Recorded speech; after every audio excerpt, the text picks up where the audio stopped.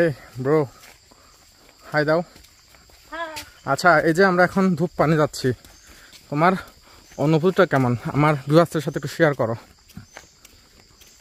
ভাই কি বলবো, একদিকেও ভালো লাগতেছে আর একদিকেও কষ্ট লাগতেছে, হাতে হাতে পা ব্যথা।